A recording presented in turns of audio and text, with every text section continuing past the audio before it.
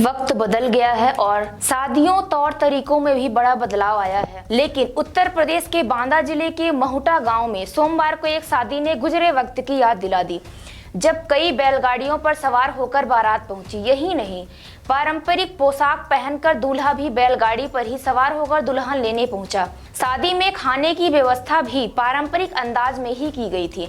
बाराती, घराती और ग्रामीण सभी ने जमीन पर बैठकर ही भोजन किया और परिवार के लोगों ने परोसकर खिलाया।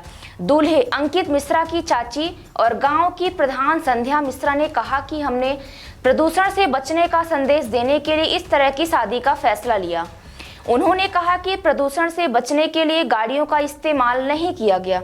इसके अलावा प्लास्टिक की प्लेटों आदि से भी दूरी बनाई गई और पत्तलों पर ही लोगों ने भोजन किया। इस शादी को लेकर ग्रामीणों में इस कदर उत्साह था कि लोग देखने पहुंचे थे कि आखिर कैसे बैलगाड़ी से बारात आई है।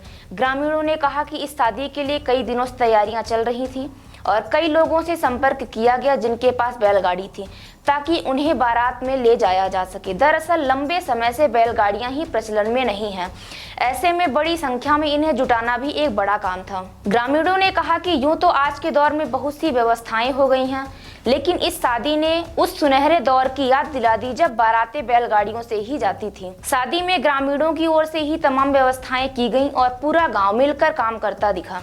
दूल्हे ने खजूर का बना हुआ सेहरा पहना था, जो बुंदेलखंड की परंपरा का हिस्सा रहा है। हालांकि अब कम ही लोग इसे पहने हुए दिखाई देते हैं। इस तरह दूल्हे की पोशाक, बारात के साधन, भोजन की व्यवस्था से लेकर डोली से दुल्हन की विदाई तक में पुरानी परंपरा को एक बार फिर से जीवित करने का प्रयास दिखाई दिया।